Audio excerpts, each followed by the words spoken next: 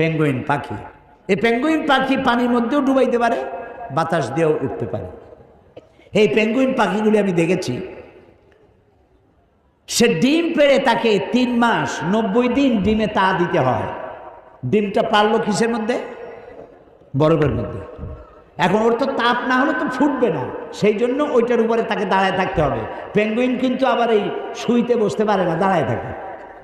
আর গায়ে একটা কালো চাদরের মতো, বুকটা সাদা, মনে হয় সৌদি প্রিন্স। হাঁটেও খুব কায়দা করে, জমিদারি স্টাইলে হাঁটে। তো বাচ্চা ডিম দিয়ে ডিমের উপরে সে দাঁড়ায় থাকে, তার শরীরের একটা অংশ ডিমের উপরে দিয়ে দাঁড়ায় থাকে। 3 মাস 90 দিন দাঁড়ায় থাকতে হবে। এই 90 দিন সে খাবে কি? ওর স্বামীকে, পুরুষ পেঙ্গুইনকে আল্লাহ এত দয়া দিছেন, ও মাছ ধরে ধরে প্রত্যেক দিন ওর বউরে খাওয়ায়। সুবহানাল্লাহ, সুবহানাল্লাহ। এই যে টেলিভিশনের মধ্যে নানান রকমের আছে, কি বলে, চ্যানেল, এইসব হাবিজাবি উল্লুক মার্কা লাভ ঝাপ না দেখিয়া অ্যানিমেল প্ল্যানেট দেখেন, ডিসকভারি দেখেন, ন্যাশনাল জিওগ্রাফি দেখেন। এখন প্রশ্ন উঠতে পারে, সব মানুষের খেদমতে বুঝলাম, কিন্তু মশা দিয়া কি খেদমত হয়?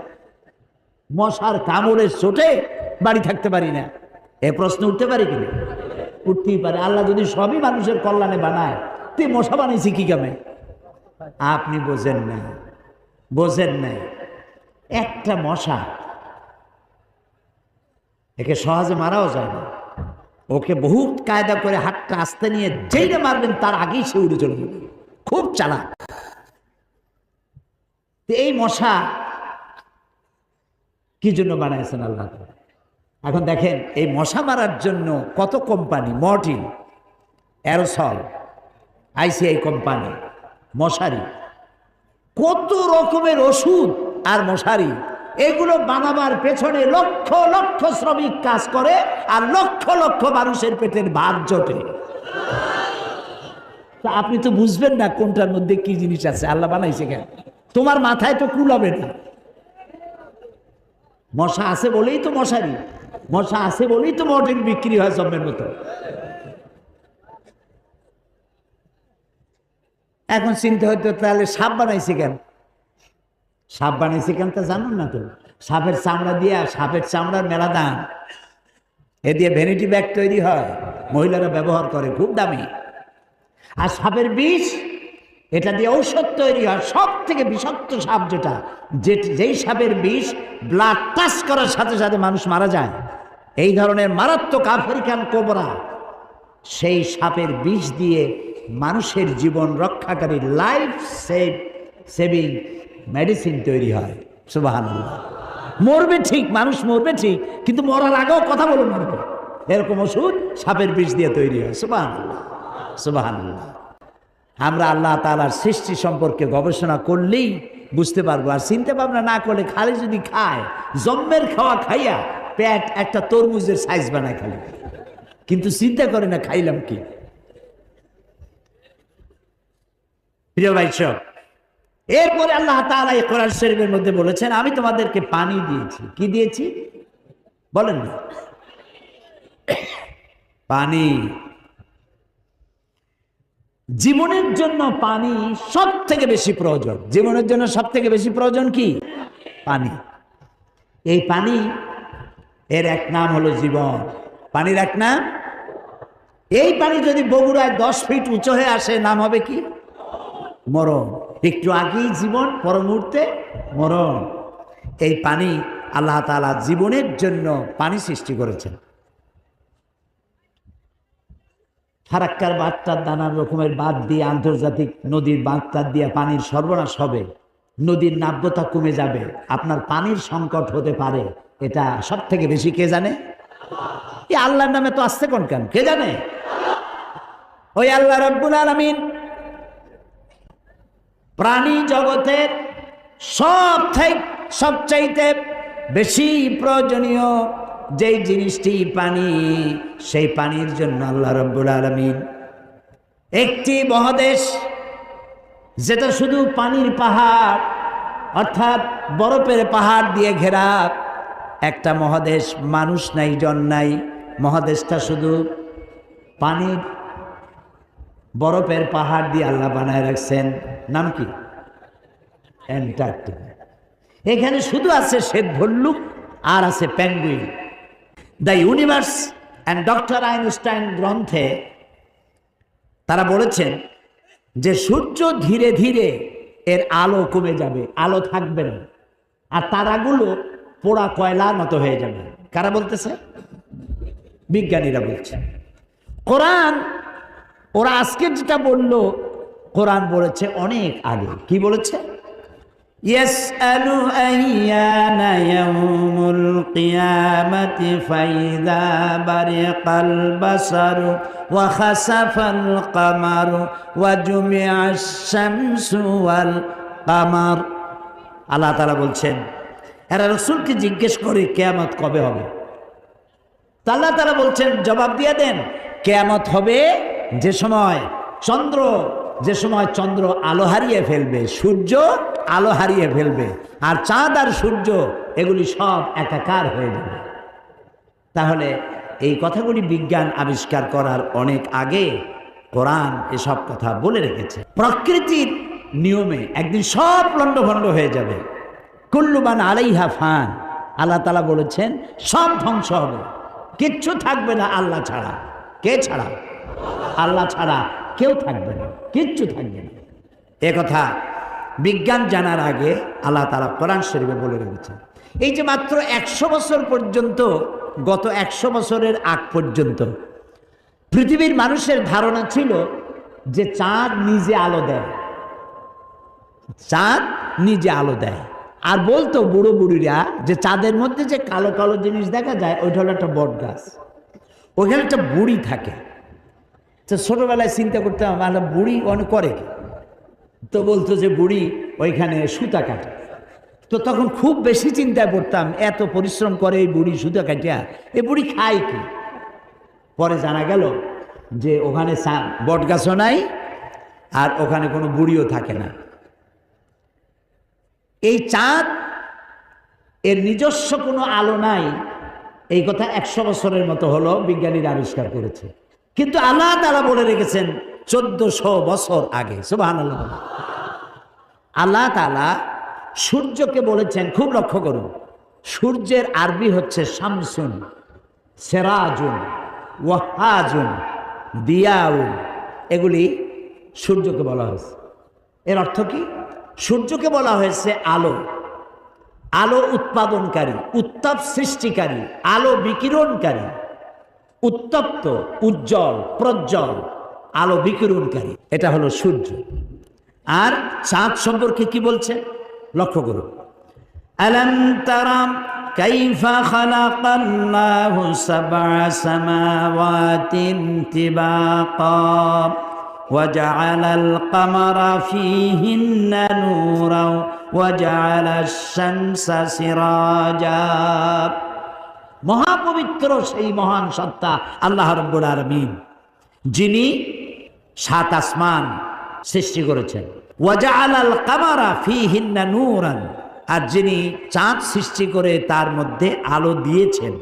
ওয়া জাআলাশ শামসা সিরাজা, আর সূর্যকে করেছেন উজ্জ্বল আলো সৃষ্টিকারী।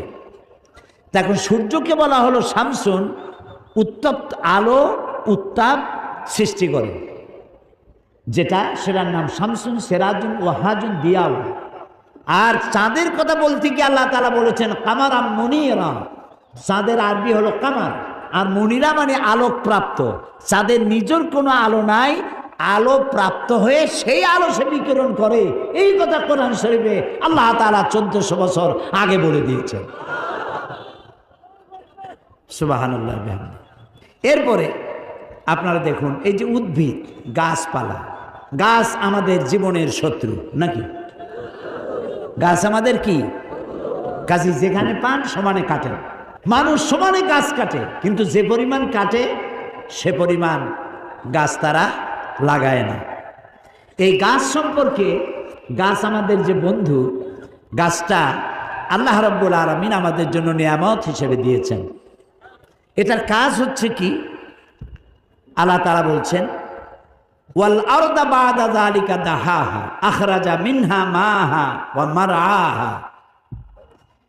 এই উদ্ভিদগুলো এর থেকে তরুলতা, উদ্ভিদ তরুলতা, এর থেকে বায়ু নির্গত হয় এবং তিনি এই দিয়ে জমিনকে সুন্দর করে প্রতিষ্ঠিত করেছেন। এবং এই গাছপালা তোমাদের জন্য এবং তোমাদের পশুর জন্য, তোমাদের জন্য অত্যন্ত বিরাট সম্পদ। তার মানে মানুষ, আমরা যে বাতাস থেকে অক্সিজেন নেই, যখন আমরা অক্সিজেনটা নিয়ে যখন ছেড়ে দেই, তখন যেটা ছাড়ি ওইটাকে বলা হয় carbon die oxide. Carbon die oxide হচ্ছে বিষ। এই যে আপনারা এখানে হাজার হাজার মানুষ বসে আছেন, আপনারা প্রত্যেকেই বাতাস থেকে অক্সিজেন নিচ্ছেন, আর যেটা ছাড়তেছেন সেটা বিষ। এই বিষটাকে পরিশুদ্ধ করার মতো কোনো ফ্যাক্টরি পৃথিবীর কাছে নাই। আল্লাহ তাআলা গাছ বানাইছেন। গাছের খাদ্য হলো আপনি যেটা ফেলে দেন, নাক দিয়া মুখ দিয়া যেটাকে উদ্গীরণ করেন, ফেলে দেন, নিঃশ্বাস যেটা বের করে দেন, ওটা হলো গাছের খাদ্য। আর প্রতি মুহূর্তে সূর্যের উত্তাপ আর গাছের সবুজ রং দুটিতে মিলে এক প্রকারের রন্ধন ক্রিয়া হয়, আর ওর মধ্য দিয়ে কার্বন ডাই অক্সাইডকে প্রতি মুহূর্তে আল্লাহ রাব্বুল আলামিন অক্সিজেন বানাইয়া গাছের ভিতর থেকে বের করে দেয়। সুবহানাল্লাহি বিহামদিহি। এই মানুষের সৃষ্টির জন্য আল্লাহ তাআলা বলেছেন খালাকালাকুম মা ফিল আরদি জামিআ। এই পৃথিবীতে যা বানাইছি সব তোমার জন্য। সুবহানাল্লাহ। বিজ্ঞানীরা বলেছেন পাহাড়ের অত্যুচ্চ শিখর থেকে শুরু করে আটলান্টিক মহাসাগরের অতল তলদেশ পর্যন্ত যেখানে যা কিছু আছে সবগুলি মানব সেবায় নিয়োজিত। সব মানুষের খেদমতের জন্য আল্লাহ বানিয়েছেন। আল্লাহুল্লাযী আরসালা রিয়াহা। আল্লাহ হচ্ছেন তিনি যিনি বাতাস পাঠান।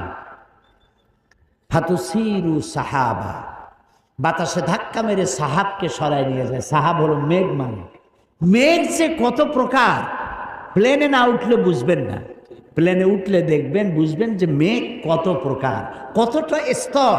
মনে হয় যেন আল্লাহ তাআলা তুলা শুকা দিছে, লেপ বানাবে। কোনোটা উঁচা নিচা, কোনোটা সমান, কোনোটা পাতলা, কোনোটা হালকা, কোনোটা ভারী, গোলাকার, নানান রকমের মেঘ ভেসে বেড়াচ্ছে। এই মেঘ হলো কোত্থেকে? সমুদ্র থেকে পানি উঠানো হয়েছে। সমুদ্র থেকে পানি উঠানো হলো। এই পানি উপরে উঠে গেল, আল্লাহ মেঘমালায় পরিণত করে দিলেন। বাতাসকে হুকুম করলেন, বাতাস এই মেঘকে টেনে নিয়ে যাও বগুড়ার উপরে। কোরআন শরীফে বগুড়ার নাম নেই, বেহুদা আনন্দ করার কোনো কারণ নেই। আমি ব্যাখ্যায় বললাম, আল্লাহ তাআলা বাতাসকে হুকুম করেন নিয়ে যাও, যেখানে পানি দরকার সেই জায়গায়, অমুক জায়গায় নিয়ে যাও। তো বাতাস আল্লাহ তো বলেন কোন, আর হয়ে যায়, কোন ছায়া কোন হয়ে যায়। তো বাতাস এখানে চলে এলো, মেঘ আসে। এখন বৃষ্টির জন্য আল্লাহ বলে দেন বৃষ্টি হওয়া। তো এই বৃষ্টি তো কলসির কান্দার মতো নাজিল হইতে পারতো না? কলসির কান্দা দিয়ে পানি পড়া বোঝেন? তো এই কলসির কান্দার মতো যদি পড়তো আকাশ দিয়া পানি, তাহলে বাড়িঘর থাকতো একটাও? তাও সুবহানাল্লাহ কবেন না। আল্লাহ রাব্বুল আলামিন জমিনের প্রয়োজন মিটাচ্ছেন, আবার যেন মানুষের বাড়ি ঘরের গরু বাছুরের ক্ষতি না হয়, সেগুলি যেন বিপদে না পড়ে, কষ্টে না পড়ে, সেজন্য বিন্দু বিন্দু করে, ফোঁটা ফোঁটা করে বৃষ্টির পানি নাজিল করে দিয়ে পৃথিবীর কোথায় শুষ্ক একটা বালি, এক কোনা মাটি পড়ে আছে, তালাশ করে করে সমস্ত মাটিগুলি আল্লাহ রাব্বুল আলামিন সিক্ত করে দেন, ভিজাইয়া দেন। পানিতে যখন ভিজে গেল, ফাসুকনাহু ইলা বালাদিন মাইয়িতিন ফাআহইয়ানা বিহিল আরদা বাদা মাউতিহা। এটা ছিল মরা জমিন। আমি বৃষ্টির পানি দিয়া মরা জমিনটাকে আবার জিন্দা করে দিলাম। সেখানে তুমি বীজ বপন করলে। এখন এই পানিটা কে দিবে? সূরা ওয়াকিয়া আল্লাহ তাআলা বলছেন, আফারাআইতুমুল মাআল্লাযী তাশরাবুন আআনতুম আনজালতুমুহু মিনাল মুজনি আম নাহনুল মুনজিলুন। যে পানি তুমি পান করো, আকাশ থেকে নাজিল হলো, এই পানিটা কে বর্ষণ করলো? তুমি করছো না আমি করছি? লাউ নাশাউ জাআলনাহু উজাজান। আমি তো ইচ্ছে করলে পানিটাকে লবণাক্ত করে নাজিল করতাম। পানি যে উঠাইছে সমুদ্র দিয়ে, সমুদ্রের পানি মিষ্টি না নোনা? নোনা পানি। সেই নোনা পানি উঠাই আমি রিফাইন করেছি, মিষ্টি করে দিছি। সুবহানাল্লাহ। আল্লাহ কি পয়সা চাইছেন? ফালাউলা তাশকুরুন। ও বান্দা, কেন শুকর আদায় করো না? এই পানি যদি আমি শুকাই দেই, সূরা মুলুকের মধ্যে আল্লাহ তাআলা বলছেন, কুল আরাআইতুম ইন আসবাহা মাউকুম গাওরান ফামান ইয়াতিকুম বিমাইন মাইন। বলো দেখি সবে, শুকাইয়া যদি যায় এই জমিনের পানি, তাহলে হেথায় তটনির ধারা কে দিবে সবারে আনি। আমি যদি মাটির নিচে, মাটির লেয়ারে, মাটির নিচে পানি আছে না, তাও কথা বলে, আর পানি না থাকলে আপনি টিউবওয়েল তো উঠান কি? মাটির নিচের পানি, খালের পানি, বিলের পানি সব যদি আমি আল্লাহ শুকায় দেয়, তাহলে আমি আল্লাহ ছাড়া এমন কে আছে নতুন করে আবার মরা গাঙ্গে পানির জোয়ার এনে দিতে পারে? আছে কেউ? বলেন সুবহানাল্লাহ, সুবহানাল্লাহ। এভাবে করে আল্লাহ তাআলা পানির ব্যবস্থা করে দিচ্ছেন। সেই আল্লাহ এই পানির চক্রাকারে, এই পানি দিয়ে আল্লাহ তাআলা সব সৃষ্টি করেছেন এবং পানি দিয়ে পৃথিবীর মানুষকে ধন্য করেছেন। আল্লাহ তাআলা বলছেন, দেখো পৃথিবীকে সজ্জিত করেছে, কোন জিনিসকে আমি খালি খালি বানাই না। এই যে ব্যাংকগুলা, ব্যাংক আছে না, এই ব্যাংকগুলো সব চালান দিছে ওই যে অনেক আগে যে সব সরকার ছিল, বাংলাদেশের ব্যাংকগুলি সব পাঠাই দিয়েছে চায়না। ওরা তো ব্যাংক খায়। আমি ব্যাংকক গিয়েছিলাম, মেলবোর্ন ইউনিভার্সিটিতে মাহফিল ছিল। মেলবোর্ন অস্ট্রেলিয়া, যার রাজধানী সিডনি, মেলবোর্ন ইউনিভার্সিটিতে আমার মাহফিল। ব্যাংকক হয়ে যেতে হবে, ব্যাংকক হয়ে ফিরতে হবে থাইল্যান্ডের রাজধানী দিয়ে। তো সেখানে ফেরার পথে আমি 3 দিন সেখানে থাকলাম। দেখলাম ওখানে তো বুদ্ধ ধর্মের লোক বেশি, বৌদ্ধ ধর্মের লোক বেশি। অহিংসা পরম ধর্ম, জীব হত্যা মহাপাপ। যাদের ধর্মীয় নীতি, জীব হত্যা করে তারা জনমের মতো। রাস্তার ধারে আমাদের দেশে যেভাবে বাদাম ভাজে, ওইভাবে রাস্তার ধারে ঘিতে করে, এই কড়াইতে করে ঘি দিয়ে ভাজে। তেলা পোকা, উই পোকা, সার পোকা, উরসুঙ্গা, তারপরে আর কি কি আছে, আরশোলা, আর কি আছে, এই গাছের সাদা সাদা পোকা, এইগুলি ভাজি করে। কড়া ভাজি, হ্যাঁ, ফড়িং, বড় বড় ফড়িং, এইগুলো রাস্তায় দাঁড়ায় দাঁড়িয়ে কিনে কিনে এগুলো জন্মের খাওয়া খায়। আর ব্যাঙের সব তৈরি করে, আস্তে আস্তে ব্যাঙ ব্রিজে করে নিয়ে আসে। 5 স্টার 7 স্টার হোটেল, বড় বড় ব্যাঙ, সেগুলো নিয়ে আসে। ব্যাঙের সব এমন ভাবে বসায় রাখে, মনে হয় লাভ দিয়ে মাথার উপর পড়বে। এখন এগুলি, এই ব্যাঙ এগুলি পোকামাকড় খাইত, আপনার ফসল রক্ষা হতো, সে ব্যাঙগুলোরই মারি ফেলেছে। পাখিতে পোকামাকড় খায়, পাখিগুলারে মারে। আমাদের দেশে অতিথি পাখি আসে সাইবেরিয়া থেকে। কোথেকে আসে? সাইবেরিয়া থেকে। সাইবেরিয়া কি আপনার ঠনঠনিয়ার মতো কাছে না, অনেক দূর। জি, আবার এখানে আবার একটা ঠেঙ্গা মারা বলে আছে, ওইখানে মানুষ যায় কেমন আল্লাহ জানে। আমাদের বরিশালে আছে গলাচিপা। একজনে জিজ্ঞেস করছে, মিয়া তোমার বাড়ি কই? বাড়ি কোথাকে, তাকে দেখাই দেব না, মুখে বল, দেখাই দিলে তো ভালো হয়, তো গলা চাপে ধরছে। গলা চাপে ধরলেন কি বলবো, আমার বাড়ি হলো গলা চিপা। এখন পাখিগুলি আসে সাইবেরিয়ান দ্বীপপুঞ্জ থেকে, যখন সেখানে স্নো পড়ে, বরফ পড়ে, বরফের জ্বালায় ঠান্ডা টিকতে পারে না, তখন তারা ওড়া আরম্ভ করে। হাজার হাজার নয়, লক্ষ লক্ষ পাখি শূন্য, মহাশূন্য দিয়ে উঠতে উঠতে সমুদ্র পাড়ি দেয়, জঙ্গল পাড়ি দেয়, মরুভূমি পাড়ি দেয়, দিয়ে এই বাংলাদেশের সিলেটের সুনামগঞ্জের হাওড়ে এসে নামে। সুবহানাল্লাহ। কে পড়ছি নাই? নাম কি তার? জোরে বলো। ওরা আমাদের মেহমান, আমাদের দেশের লোকেরা মাশাআল্লাহ মেহমান ধরিয়া জম্বের খাওয়া খায়। পাখি, পশু পাখি আল্লাহ তাআলা যেগুলোর হালাল করছে খাবেন, কিন্তু একটু বুঝে শুনে খান। ওরা মেহমান হিসাবে আসছে, সেগুলোরও খাই ফেলাবেন। এটা আপনার প্রাকৃতিক ভারসাম্য, জীববৈচিত্র্য, আপনার ভারসাম্যকে রক্ষা করে। সুবহানাল্লাহ।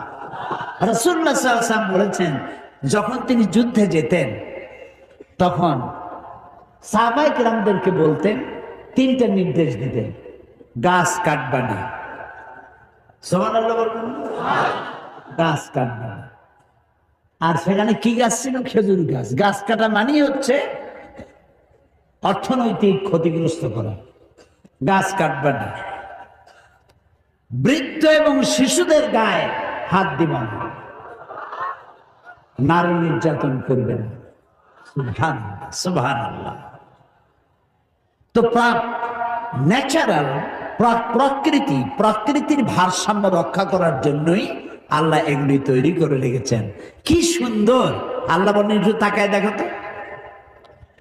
আওয়ালাম ইয়ারাউ ইলা তায়রি ফাওকাহুম সাফাতিন ওয়া ইয়াকবিদনা মা ইউমসিকুহুন্না ইল্লার রহমান।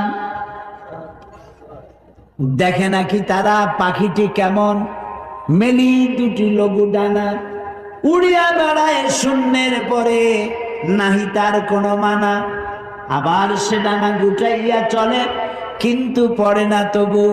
বলো কে বা তারে শূন্যে রেখেছে, ভিন্ন সে এক প্রভু। দেখছেন? ঘুঘু, ঘুঘু, চিল এইভাবে ডানা ধাক্কা দিতে দিতে ওড়ে। আবার উঠতে উঠতে কখনো ডানা এভাবে সোজা করে প্লেনের মতো উড়ে চলে যায়। আবার ডানা দুটা বন্ধ করে দিয়ে সা করে চলে যাচ্ছে, কিন্তু পড়ে যাচ্ছে না। আল্লাহ কয়, কে রাখছে শূন্যের উপরে জানো? নাম কি? সুবহানাল্লাহ। এগুলি দেখো আর শুকর আদায় করো। কিভাবে আমি এই পাখিগুলিকে সুন্দর করে সাজায় রাখছি, পাখি দিয়ে, গাছ দিয়ে, পাড়া দিয়ে, ফুল দিয়ে পৃথিবী সুসজ্জিত করেছি। মানুষ ধ্বংসই করে, গড়তে পারে কম। ফুলের গাছ, একজনে ফুলের গাছ উগলাইতে শুরু করছে। তো পুলিশ একটা এসে বলছে, আচ্ছা তুমি ফুলের গাছ উগলাচ্ছ, দেখো না এখানে লেখা কি? কয়, লেখা তো আছে ফুল ছেড়া নিষেধ, গাছ উগলানো তো আর নিষেধ না। ও গাছের গোড়া শুদ্ধ উগলাই নিয়ে যাচ্ছে। এগুলো আমাদের চরিত্র, ন্যাশনাল ক্যারেক্টার। পরিবেশ দূষণ করা জাতীয় চরিত্র। সিগারেটে মুখে ধরায় টান একটা দিয়া উপরে ফু দিয়ে দেখে যায় কদ্দুর। ও চিন্তা করে না যে কত বড় ক্ষতি হচ্ছে পরিবেশে। যে ব্যক্তি সিগারেট পান করেন তিনি তার জীবনের সাথে শত্রুতা করেন। যিনি সিগারেট পান করেন তিনি তার কলিজার টুকরা সন্তানের সাথে দুশ্মনী করেন। কারণ সিগারেট খেয়েছেন, মুখে যে দুর্গন্ধ, এইটা দিয়ে বাচ্চার মুখে চুমা দিয়েছেন, এই দুর্গন্ধ আপনার বাচ্চার কলিজার টুকরা সন্তানের কচি হার্টে গিয়ে আঘাত করেছে। আপনি এই ছেলের বাপ হওয়ার যোগ্য নন, আপনি এই বাচ্চার দুশমন। আপনার লজ্জা হওয়া উচিত। সিগারেট খাওয়া মুখ দিয়া ফেরেশতার মতো পবিত্র বাচ্চার মুখে চুমা দিচ্ছেন।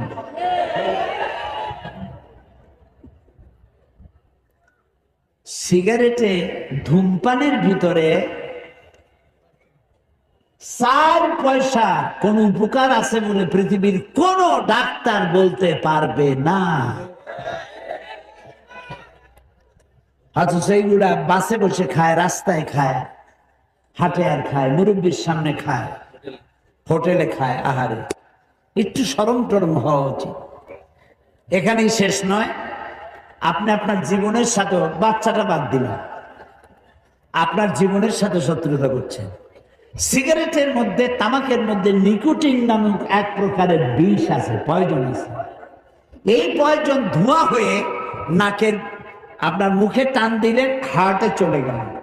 পৃথিবীতে প্রতি বছর 30 লক্ষ লোক সিগারেটের নিকোটিন নামক পয়জন দিয়ে ক্যান্সার আক্রান্ত হয়ে মারা যায় যারা, তাদের সংখ্যা 30 লাখের উপরে। আপনি আপনার আত্মহত্যার জন্য দায়ী সিগারেট পান যারা করেন। তো পরিবেশ দূষণ করা এটা কোনো মানুষের কাজ না, পরিবেশকে গড়া, সুন্দর করা মানুষের কাজ। যৌতুক প্রথার প্রবর্তন কখন থেকে শুরু হয়েছে? আমাদের দেশ প্রচলিত যৌতুক প্রথাকে কি ইসলাম সমর্থন করে? যৌতুক প্রথা কবে শুরু হয়েছে এই ইতিহাস আমি ঠিক বলতে পারলাম না, তবে যৌতুক প্রথা ইসলাম আদৌ জায়েজ করেনি। যৌতুক সম্পূর্ণ হারাম। এটা যদি কন্যাপক্ষ ইচ্ছে করে যদি বরপক্ষকে কিছু দেয় তাহলে সেটা একটি হাদিয়া বা উপহার, কিন্তু চেয়ে নেওয়াটাকে যৌতুক বলে, আর এই চেয়ে নেওয়া জায়েজ নেই। আরেকটি প্রশ্ন করেছেন, বাংলাদেশে ওয়াহাবি সুন্নি প্রশ্ন নিয়ে খুবই দলাদলি। ওয়াহাবি ও সুন্নিদের প্রকৃত পরিচয় কি? এটা হচ্ছে মোহাম্মদ বিন আব্দুল ওয়াহাব। তিনি শিরক এবং বেদাতের বিরুদ্ধে যে আন্দোলন করেছিলেন, সেই আন্দোলন বিশ্বব্যাপী একটি গৃহীত আন্দোলন, শিরক এবং বেদাতের বিরুদ্ধে। এটাকে তারা ওয়াহাবি আন্দোলন নাম দিয়েছে ওনার নামে। এটা যদি কেউ গালাগালি হিসাবে বলে তাহলে নিশ্চয়ই অন্যায় হবে। আর সুন্নি বলে যারা দাবি করে আহলে সুন্নতুল জামাত, তো প্রকৃত আহলে সুন্নতুল জামাত যারা, তারা তো শিরক এবং বেদাত করতে পারে না। কিন্তু আহলে সুন্নতুল জামাতের নাম নিয়ে যদি কেউ শিরক এবং বেদাত করে তাহলে তাদেরকে প্রকৃত সুন্নি বলা যায় না। আরেকটি প্রশ্ন করেছেন তিনি, মেয়েরা স্বামী ফেলে বিদেশে এবং স্বামীরা স্ত্রীকে বাড়িতে রেখে বিদেশে কতদিন থাকতে পারে? এইটা হযরতে ওমরে ফারুক রাদিয়াল্লাহু তাআলা আনহু, তিনি একবার রাতের বেলায় ঘুরছিলেন, তো একটা বাড়িতে একটা বউ, একটা যুবতী মেয়ে, বিবাহিতা মেয়ে, তার বিলাপ তিনি শুনতেছিলেন। স্বামীর বিরহ যন্ত্রণায় তিনি কিছু কবিতা বলতেছিলেন। পরে তিনি জানতে পারলেন যে মহিলার স্বামী ফ্রন্টিয়ারে, অর্থাৎ সীমান্ত এলাকায় যুদ্ধরত। হযরত ওমর রাদিয়াল্লাহু তাআলা আনহু তখন সকল সেনাবাহিনীকে অর্ডার দিয়ে দিয়েছিলেন যে তারা যেন 4 মাসের মধ্যেই তাদের পরিবারের কাছে ফিরে আসে। তো যেসব মেয়েরা স্বামী ফেলে বিদেশে থাকে এবং স্বামীরা বিবাহ করে স্ত্রীকে বাড়িতে ফেলে রেখে বিদেশে চলে যায়, 2 বছর, 2.5 বছর, 3 বছরও ফেরে না, এরা স্ত্রীর উপরে নিশ্চয়ই জুলুম করে। এটা করা উচিত নয়। হয় নিয়ে যাওয়া উচিত, আর না নিতে পারলে দেশে থাকা উচিত। এতে অনেক অসুবিধা ঘটে। আমি যখন টেলিভিশনে প্রোগ্রাম করতাম তখন মধ্যপ্রাচ্য থেকে অনেক চিঠি আমার কাছে এসেছে এরকম, যে স্ত্রী অন্যের কাছে চলে গিয়েছে, প্রেম ভালোবাসা করে, তাকে আর ধরে রাখা যায়নি। এরকম বহুত দুর্ঘটনা ঘটে, স্বামীরও ঘটে, স্ত্রীরও ঘটে। এই ঘটনার জন্য স্বামীকেই বেশি দায়ী হতে হয়। এই জন্য কোথাও গেলে স্বামী স্ত্রী একসাথে যাওয়া উচিত। আর যদি তা সম্ভব না হয় তাহলে ঘন ঘন যাতে ছুটি নিয়ে আসতে পারে সেজন্য চেষ্টা করা উচিত। স্বামী স্ত্রীকে কখন প্রহার করতে পারে? স্বামী স্ত্রীকে প্রহার করতে পারে যদি স্ত্রী শরীয়ত বিরোধী কোনো কাজ করে, তাকে নানান রকমের বুঝাইয়াও শরীয়তে আনা যায় না, তখন মৃদু শাসন করা যেতে পারে বলে আল্লাহ তাআলা কোরআন শরীফে বলে দিয়েছেন। সেই শাসনের অর্থ এই না যে তাকে মারধর করে হাত পা ভেঙে দেবে অথবা তার মা বাপ তুলে গালি দেবে, এটা হতে পারবে না। সামান্য প্রহার করা যেতে পারে, সামান্য শাসন করা যেতে পারে, তাকে খুব পীড়াদায়ক কষ্টদায়ক নির্যাতন স্ত্রীকে করা যাবে না। তবে সব থেকে উত্তম হচ্ছে তাকে বুঝানো, মারামারি পর্যন্ত না যাওয়া, বুঝানোই ভালো। বুঝায় যদি তাকে আনা যায়। মোবাইল ফোন মহিলারা ভিন পুরুষের সাথে কথা বলতে পারে কিনা, এমত অবস্থায় কেমন কণ্ঠস্বর হওয়া উচিত, ইসলামের সম্পর্কে কি তথ্য পরিবেশন করেছেন? এই সব তথ্য পরিবেশন করেছেন। বগুড়ার পুরুষেরা যেভাবে শিক্ষিত, মহিলারাও তেমন শিক্ষিতা। মাশাআল্লাহ, ভালো ভালো প্রশ্ন যারা করেছেন। যে বোন এই প্রশ্ন করেছেন তাকে, তার উদ্দেশ্যে, সবার উদ্দেশ্যে বলছি, আপনারা জেনে রাখুন, মোবাইল ফোনে মহিলারা ভিন পুরুষের সাথে মোবাইল ফোনে কেন, এমন সামনাসামনি কথা বলতে পারে।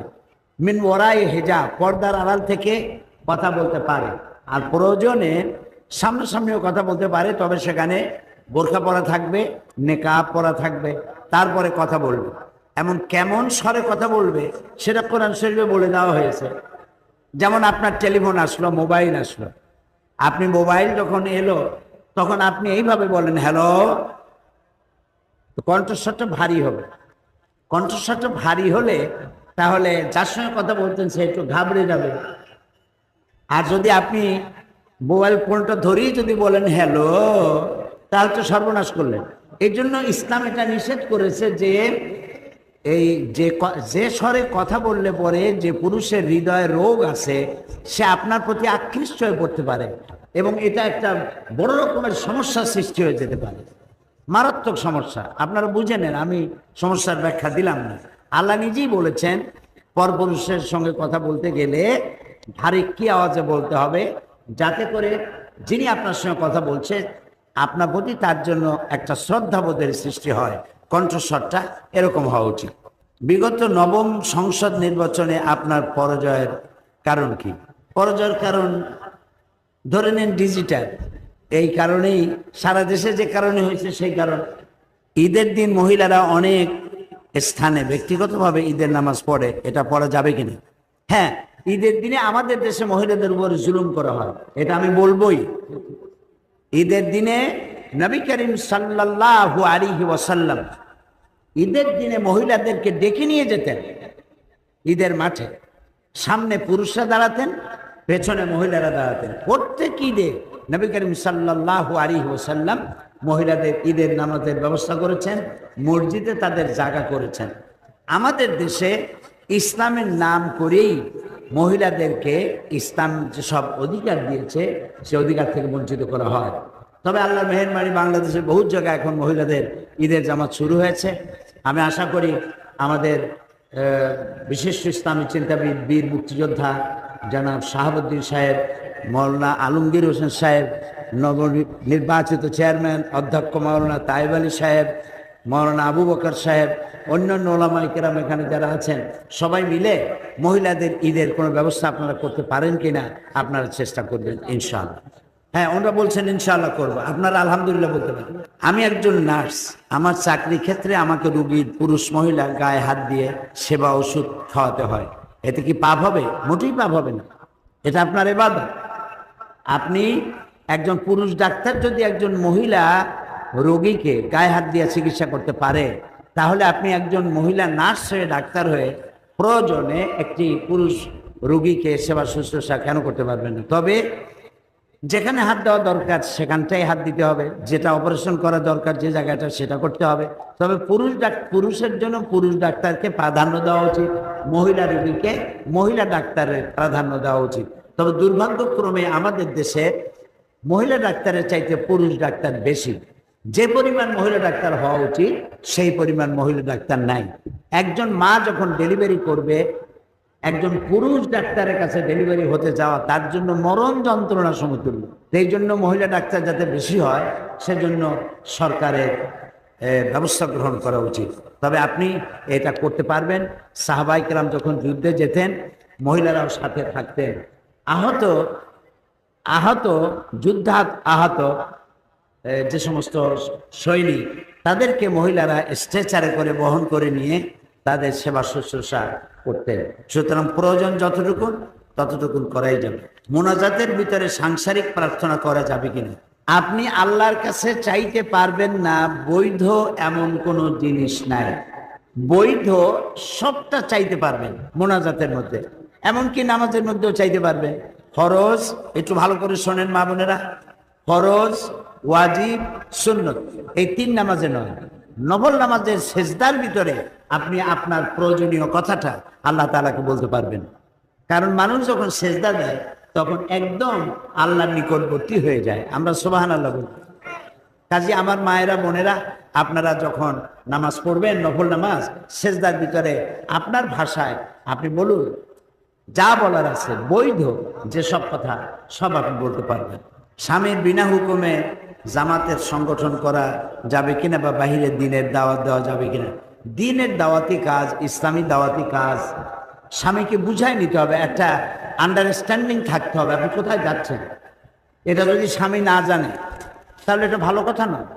আপনি যাচ্ছেন কোথায় সেটা আপনার স্বামীর সঙ্গে বলে নিবেন যে আমি নিজে নামাজ পড়ি, নিজে পর্দা করি। তো এইভাবে আরও মেয়ে লোকেরা যাতে নামাজ করে, পর্দা করে, সেই জন্য আমি কিছু দাওয়াতি কাজ করি, তুমি আমাকে অনুমতি দিন।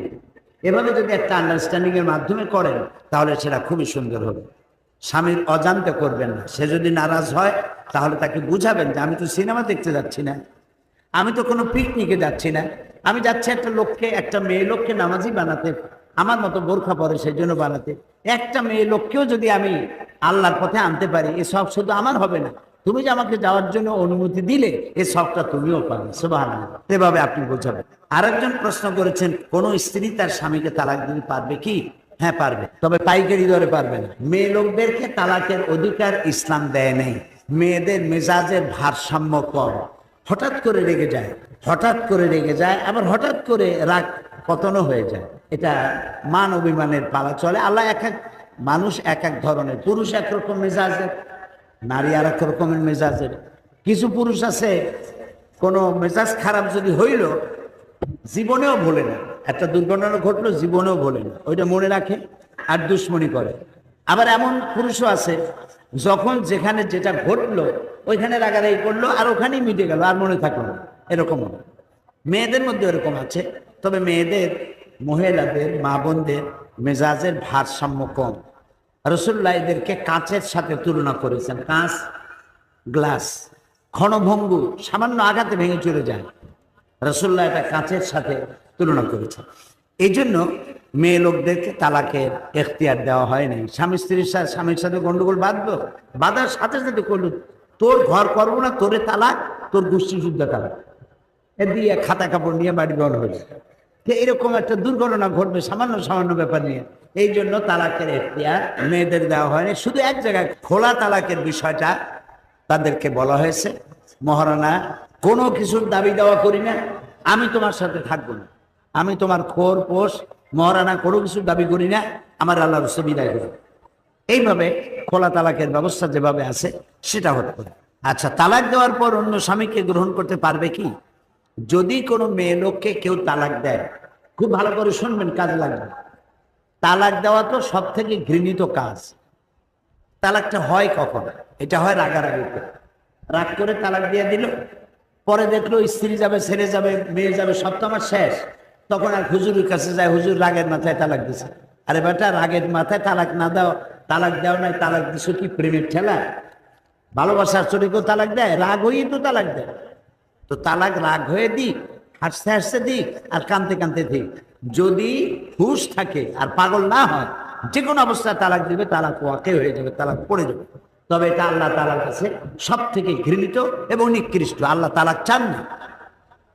সেই জন্য কোনো স্বামী যদি তার স্ত্রীকে তালাক দেয়, তাহলে ওই স্বামীর কাছে যাওয়ার আর কোনো সুরত নাই কিয়ামত পর্যন্ত। হাত্তা তানকিহা যাওজান গায়রা, যতক্ষণ পর্যন্ত আর একটা পুরুষের সাথে তার বিবাহ না হচ্ছে। তো আর একটা পুরুষের সাথে বিবাহ হবে, তা আবার অ্যারেঞ্জমেন্ট বিয়ে হতে পারবে না, যে 3 দিনের জন্য তোমার কাছে থাকবে, ডন্ট টাচ, 3 দিন পর একে আমার কাছে ফিরাই দেবে। এটাকে গ্রাম্য ভাষায় হিলা বলে, এটা শরীয়তের কোনো ভিত্তি নাই, এরকমের বিবাহ জায়েজ নাই, একদম হারাম, বিয়েই হবে না। তালাকের শর্তে যদি বিবাহ করে তো বিয়েই হবে না। প্রথম স্বামীর কাছে ফিরে আসার রাস্তা একটা, সেটা হলো আর একটা পুরুষের সাথে বিয়ে হবে। সেই পুরুষটা যদি ঘটনাচক্রে তালাক দেয় অথবা ঘটনাচক্রে মারা যায়, অ্যারেঞ্জমেন্ট ওইটা নয়, ঘটনাচক্রে মারা গেছে অথবা ঘটনাচক্রে তালাক দিয়েছে, তাহলে ইদ্দাত পালন করার পর প্রথম স্বামীর কাছে আসতে পারবে, নইলে প্রথম স্বামীর কাছে আসার আর কোনো রাস্তা নেই। ছেলে বাহিরে থাকে, যখন বাড়িতে আসে তখন মা ছেলেকে জড়িয়ে আদর করে চুমা দেয়, এটা ঠিক কিনা? ছেলে আর মা এই সম্পর্ক তো সাংঘাতিক সম্পর্ক, এর থেকে বড় সম্পর্ক তো আর কিছুই নেই। মা ছেলেকে জড়িয়ে ধরবে, তার গলার সাথে গলা লাগাবে। ছেলে যদি বড় হয়, বয়স্ক হয়, তাহলে মা ছেলের গলার সাথে গলা লাগাতে পারে, ছেলের গালেও চুমা দিতে পারে, ছেলের কপালেও দিতে পারে, ছেলের গালেও দিতে পারে, তার গণ্ডদেশেও দিতে পারে, কিন্তু ছেলে আপনি। সুতরাং আপনার ছেলেকে এভাবে যে পদ্ধতিটা আমি বললাম এই পদ্ধতিতে দিতে পারেন। বিগত কেয়ারটেকার আছে, আপনার তফসির মাহফিল হতে দেয়নি, এই কোরআন বিরোধী সরকার সম্পর্কে আপনার মত কি? আমার মত, কালকে দোয়া করছি, দোয়া করার ছাড়া কি আছে? ঈসা আলাইহিস সালাম একদিন হেঁটে যাচ্ছিলেন, খামোখা কতগুলি লোক তারা গালাগালি দিল, দাঁড় করে জনমের মতো গালি দিল। ওদের গালাগালি উনি শুনলেন, যখন গালাগালি দেওয়া শেষ হয়ে গেছে, আর এখন দেখে যে যারে গালাগালি দেয় সে কথাই করে, গালাগালি দিতে যখন অস্থির হয়ে গেছে আর গালাগালি দেয় না, ওরা থেমে গেছে। ঈসা আলাইহিস সালাম তখন হাত তুলে তাদের জন্য হেদায়েতের দোয়া করলেন। ঈসা আলাইহিস সালামের সাথে যারা ছিলেন তারা বললেন, ইয়া নবী আল্লাহ, হে আল্লাহ নবী, আপনারে দিল গাই আর আপনি ওদের জন্য দোয়া। ঈসা আলাইহিস সালাম বললেন, ওদের মাথায় যা ছিল সেগুলো ওরা ডালছে, আর আমার কাছে যেটা ছিল আমি সেটা তাদেরকে দিলাম। কাজে ওরা কোরআনের সাথে বেয়াদবি করেছে, আর এই বেয়াদবির জন্য, এত বড় বেয়াদবি কোরআনের সাথে করা উচিত হয় নাই যেটা তারা করেছে। এজন্য আমরা দোয়া করি, যারা যারা করেছে, যাদের পরামর্শ করেছে, সবগুলিকে আল্লাহ তাআলা কোরআনের পাগল বানায় দাও, কোরআনের খাদেম বানায় দাও। আপনারা বলেন আমিন। যতটা বিরোধিতা করেছে, কোরআনের সাথে বেয়াদবি করেছে, আল্লাহ তাআলা ততটা কোরআনের প্রতি আকৃষ্ট করে দিই, আমরা বলি আমিন। উনি আরো একটা প্রশ্ন করেছেন, ইসলামী আন্দোলনের ক্ষেত্রে জয় পরাজয়ের কোনো স্থান আছে কিনা, যদি থাকে তবে কারণ কি? জয় পরাজয় তো আছেই। নবী করিম সাল্লাল্লাহু আলাইহি ওয়াসাল্লাম বদরের বিজয় উপভোগ করেছেন, আবার ওহদের পরাজয়ও, এটাও তিনি এর বেদনাও অনুভব করেছেন। তো ইসলামে যেমন বদরের বিজয় আছে, ওহদের পরাজয় আছে, আবার ফতে মক্কা বিজয়ের আনন্দ আছে। ইসলামী আন্দোলনের কখনো পরাজয় কখনো বিজয়, উত্থান পতন, তিলকাল আইয়াম নুদাবিলুহা বাইনান নাস, ইতিহাসের মহাকালের ঘূর্ণয়মান চক্রের আবর্তনে এটা হবেই। এগুলি আমাদের আমলের কারণে। তো সেটা জয় পরাজয় যেটা হয়েছে, আল্লাহ তাআলা নিশ্চয়ই এর মধ্যে কোনো কল্যাণ রেখেছেন, যে কল্যাণ আমরা বুঝতেছি না, আল্লাহ তাআলা এর ভালো ব্যবস্থা নিশ্চয়ই আমাদের সামনে রেখেছেন বলে আমরা বিশ্বাস করি।